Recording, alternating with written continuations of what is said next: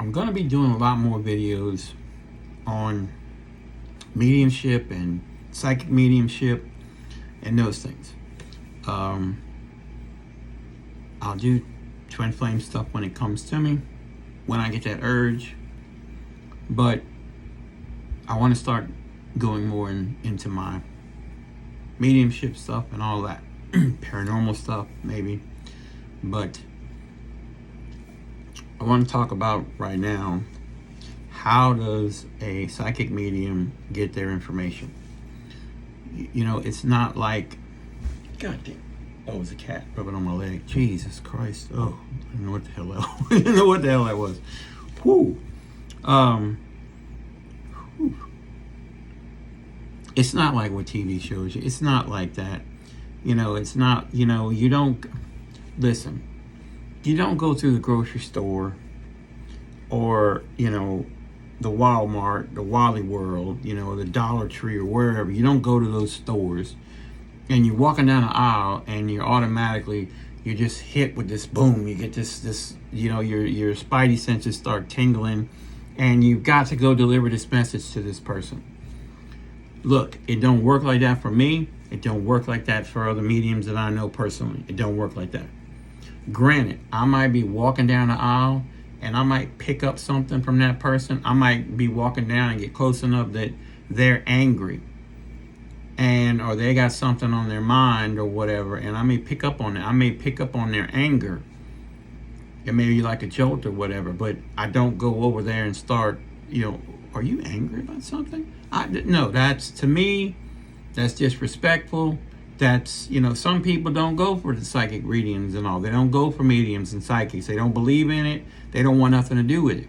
A lot of them may believe, but they don't want to do that in the middle of the damn brown gravy section in the damn Walmart. They don't want to do that in front of everybody and their mama out there. You know, I mean, I'm sorry. So the way we get our information, I'll tell you, for me, there's, you know, you have your clairs. You know, you got like clairvoyance and clairaudience and clairsentience and clairalliance, clairgustance. I think that's all of them. It's like 7 of them. But you get it through your hearing, knowing, seeing, smelling, tasting, just this knowing. You can get your messages through what they call psychometry, where you hold an item. A lot of mediums and all will say hold it in your dominant hand. For me, I can pick up the information either way. I don't really notice a difference. You can get it like that by holding it. Say it's like your relative's pocket watch or their quilt or something like that, and you can get information about them and get messages from them through that. You also have what they call remote viewing. Remote viewing is where you are able to, say someone gives you coordinates, or you are told an address, same thing with the quiz coordinates, and you pick up on what's going on at that location, and you're able to kind of give a reading based off of that. Those are kind of tricky. I'll do those, but I do those only for like paranormal investigations. I don't want to know before I go to investigation what's going on. I don't want to know unless it's really, you know, screwed up shit going on where somebody could be in danger. On the team going in, somebody could be in danger. Other than that, I don't want to know nothing about it. Sometimes they'll give me, you know, the person doing the taking the information will give me the address, or just simply give me the city, something like that. I don't even want to know the people's names. I don't know that until I get there. And I will sit down before a case, before we go on an investigation, and I'll do what I call a cold reading. And based off of that address, I will do a reading. I'm not patting myself on the back. I'm not saying I'm all that in a bag of chips by any means, but it has worked out very well for the team doing that. It has been very, very helpful and very useful. So that's another way of doing it. You can use, oracle cards, tarot cards, dowsing rods, crystal ball, candles, tea leaves, palmistry, scrying. Scrying would be with a mirror. Different ways to scry. You can use ruins. Some people use bones. There's many forms of divination. That's what you're called. When you're using the tools like that, that's called divination. I'm not called to do tarot. I never was. I just never felt called to tarot. Oracle cards, yes. I enjoy reading oracle cards. I've got a tarot deck. I've had 2 of them. I gave one away, and I've still got one. I just never felt called to read tarot or to even look into it. There are other things I feel, ruins. That's another form of divination. I may have mentioned that. But, we get the information like that. The information comes from our spirit guides, angels, deceased loved ones, spirit animals, nature spirits. Some get it from the trees themselves, crystals, just, interdimensional beings, ascended masters. It just kind of comes through those channels. Now, if you're doing a reading for someone, say you're doing a mediumship reading, they're wanting to connect with their deceased loved ones. So therefore, your information generally will come from the individuals that are passed over that they're looking to connect with. Now, not all psychics are mediums, but all mediums are psychic. That's weird, but it's true. You have channeling. There's different forms of channeling. There's trance channeling. There is automatic writing. I don't do trance channeling. I do automatic writing. I do that quite a lot. I haven't done it in a while, but I do it quite a lot. I do channel. With channeling, it's not what you see on TV. Yes, your voice can change. You can take on the mannerisms of whoever or whatever you're channeling. And, like I say, your voice can change. There is some channeling, and it slips my mind, where I think it's a physical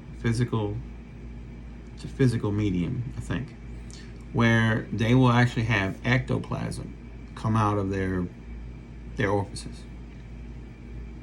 You get the point. I don't want anything to do with that. Hell to the no. No. I've already told my spiritual family, no, we're not doing that. No. You can have ectoplasm come out of any orifice, and I'm not down for that. So no, there's nothing gonna. No, I'm sorry, can't do that. But channeling is a very interesting thing. It's like for me, it's like I step aside in myself, and someone else comes through. Now, there have been times where, I have allowed demonic shit to channel through. I'm not doing that anymore. But I've allowed that in the past to happen. That's a whole different ballgame. That is dangerous, and if you aren't careful, it'll mess you up. You are extremely drained after something like that. Same with channeling. You're extremely drained because your energy has just been used, and yeah. But when you're doing evil shit, that's a whole different ball game. You can growl, snarl, hiss, and there's a lot of that kind of stuff. I have audio recordings even of it. So yeah, it's something that you don't do it. I would suggest not doing it. No. Even if you know kind of what you're doing, don't do it. Don't do it. It's just not worth it in the long run. But very useful information can come of it. It's sometimes when higher vibrational beings channel through me, they have, I don't even know what's going on. And majority of the time, I'll say this: when I channel, I don't know what is being said. I don't know. I step aside inside of me, and they channel through. So I don't know what majority of the time is being said and happening. So I rely on audio or other people there. I don't channel alone. It is a rule that I have with my spiritual family that, when I'm doing a reading, not saying that when I'm doing a reading that for someone and I'm here, you always have to set intention. Always have to set the intention of you're only wanting to get messages or channel beings of love and light. Christ consciousness. You want to have that kind of situation, Christ-like beings. You want to have that, nothing, you don't want anything not of the light, basically. And so you set that intention so that stuff doesn't creep in and cause havoc or lies and take over a reading. I haven't had that happen during a reading. I haven't had anything like that happen. But during a reading, I have had family members come through, and I will, because I record, I don't have a recorder on, I record all my readings, and I send them to clients through email, and that way they've got a copy of the reading. So they'll say, oh, that sounded just like them. Your voice sounded like them. And that kind of thing. And I've done readings in person where mannerisms, I will take on the mannerisms of their loved one. And so, they get pretty emotional when that kind of stuff happens. Doing this I used to think it was at times a curse. More the empathic abilities, and I don't even want to go into that in this video. Empathic abilities is when you absorb the emotions, feelings, physical ailments even of the people around you or the person you're doing the reading for. When I do a reading, I will pick up on ailments. I'm not a doctor. I will pick up on your ailments. Not saying that if you've got, something like cancer, something like that, I'm not going to, get like that. But if you got like a backache, my back can be hurting in the same exact location, whereas before I started the reading, I don't have any pain there. And I do, before I do a reading, stress, before I start this reading, I want to let you know I'm having a pain in my thumb. My left thumb. So that's the only pain I'm having in my body.